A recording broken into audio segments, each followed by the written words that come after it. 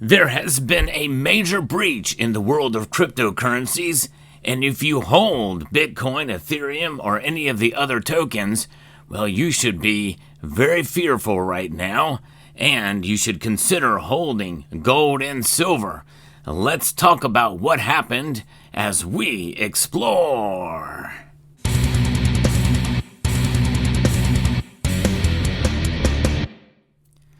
I believe we're going to see headlines like what I'm about to share with you more often than not, especially with all the latest advances in technology with AI, quantum computing, and the like.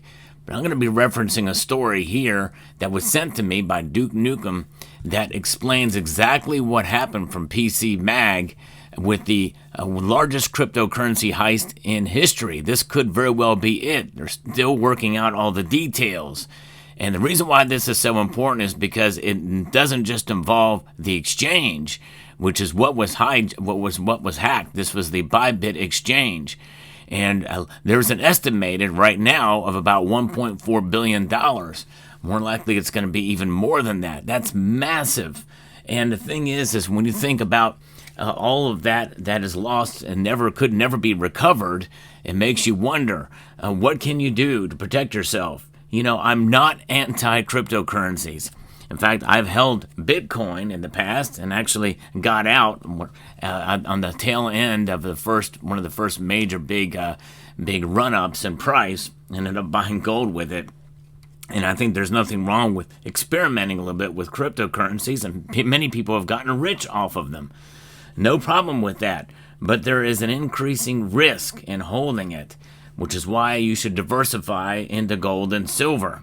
That's the overall lesson, but I'm going to get into exactly what happened, why this is having many people very fearful and running scared. And I believe in purchasing precious metals, and Summit Metals is one of the fastest growing bullion companies out there right now. And they have gold and silver at very reasonable prices, very competitive, many times a low-cost leader in terms of precious metals. So check them out at summitmetals.com. Elevate your wealth with Summit Metals. So what's happening here with gold and silver? Well, sometimes they do fall like that here. This thing just fell. It can fall in price. Prices fluctuate, and many people feel that prices are manipulated, and especially with silver, but as well as with gold. But, you know, crypto exchanges can be manipulated too and actually hacked.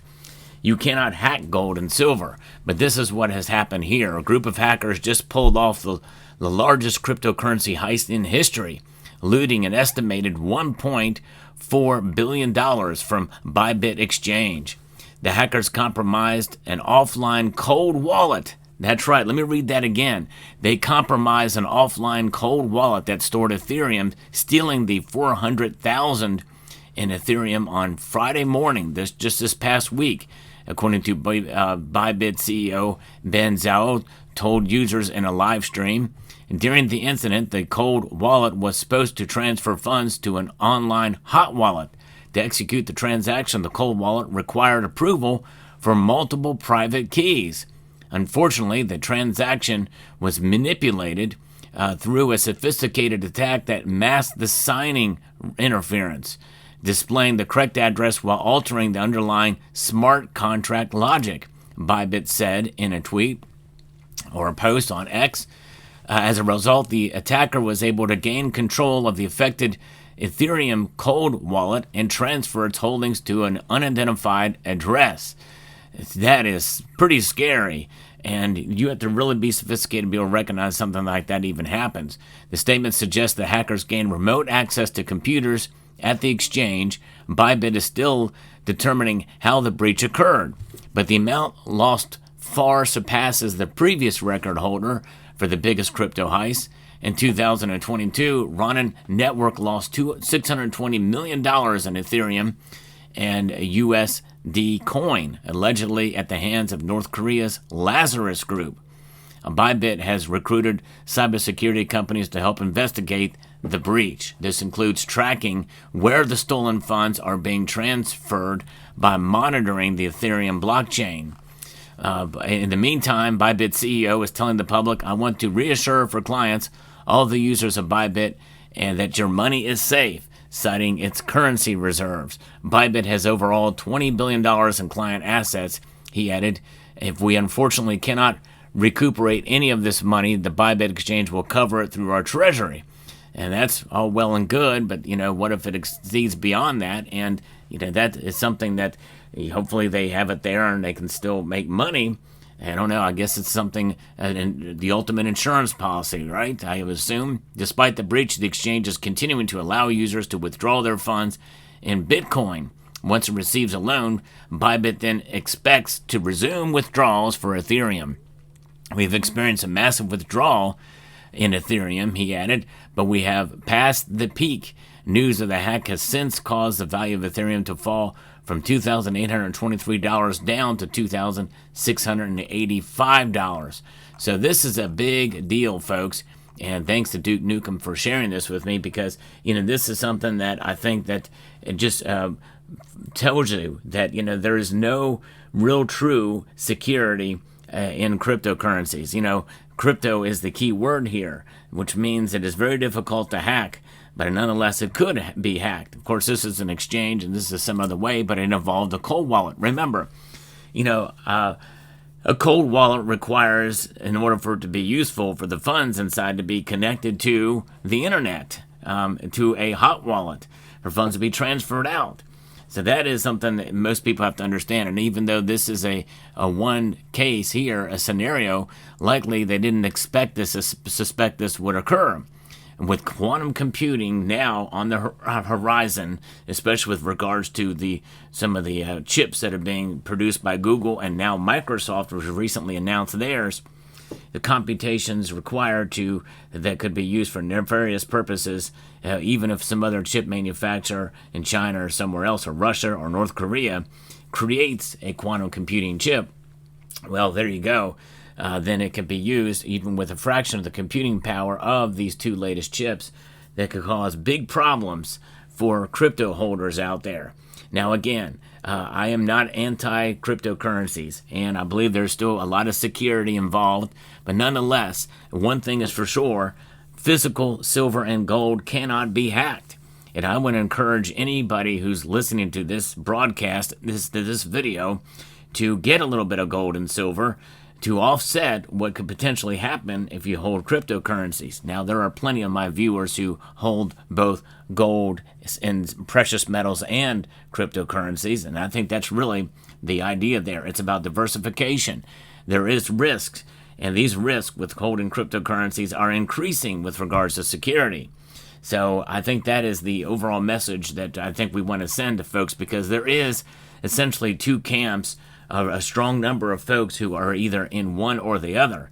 And I'm not saying that people should be in one or the other. It's fine to experiment with both, but understand where you put your money and the risk involved with putting your money in cryptocurrencies.